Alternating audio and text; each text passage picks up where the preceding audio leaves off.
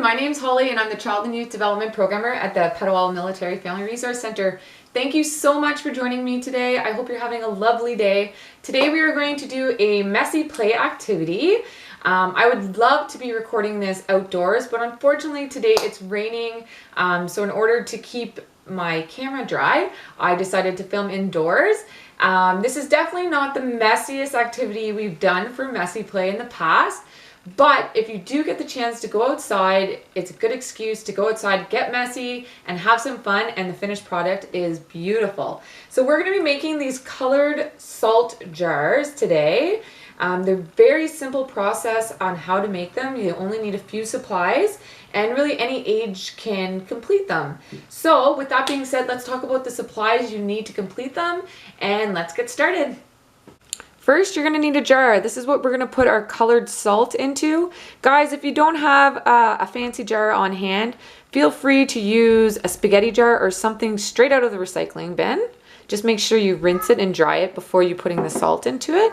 You'll need an additional bowl or a plate. This is just to put your salt that's waiting to be colored. You will need chalk. So I'll be using the smaller chalk, these ones, but I also have the larger chalk, and either or will do. I just find that these smaller chalkboard chalk, it's brighter. So the brighter the chalk, the brighter the salt is going to be, or your sand.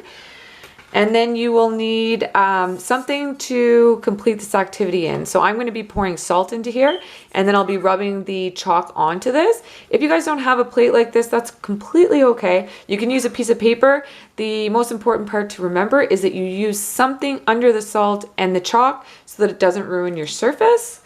And then last but not least, you're going to need salt. So the amount of salt will depend on the size of jar that you're using, and as you can see, this is just regular table salt.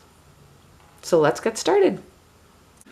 First, take the jar you're using that you're going to fill up with the colored salt, and you're going to fill it up with just the plain white salt. This will ensure that you have enough salt whenever you're coloring it. So just fill it right to the top or to your preferred amount of salt that you want in your jar. Once you have poured the salt into your jar to your preferred amount, you're just going to pour it in that bowl that I mentioned before, and this bowl will just pull from when we color the sand. Next, you're going to take the salt and you're just going to pour however much you want in the first layer of your colored salt onto your pan or your piece of paper. And then you're going to take chalk, whatever color you like. I'm going to take red to begin with.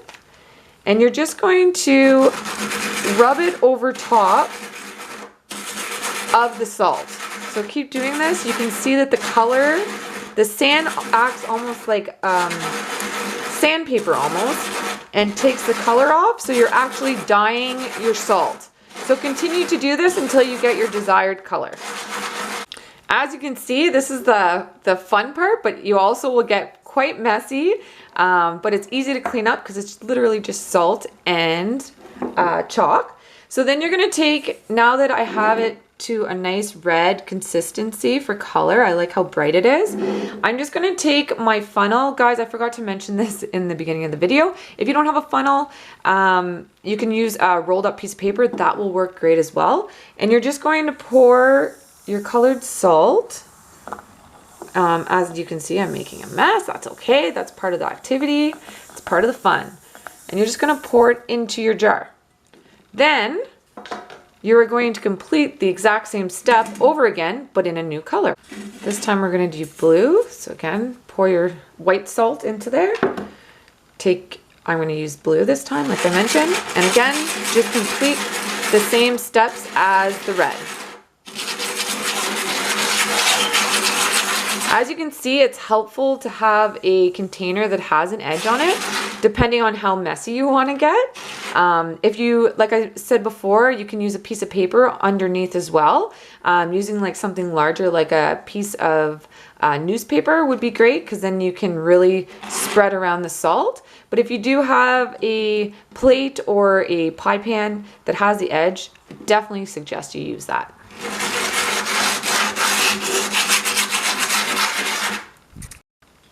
So as you can see, the blue turned out really pretty as well. Again, you're just going to pour that into your jar. Again, I'm going to make a mess, which is, again, the fun part. And you just continue doing these steps over and over and over again until your jar is full.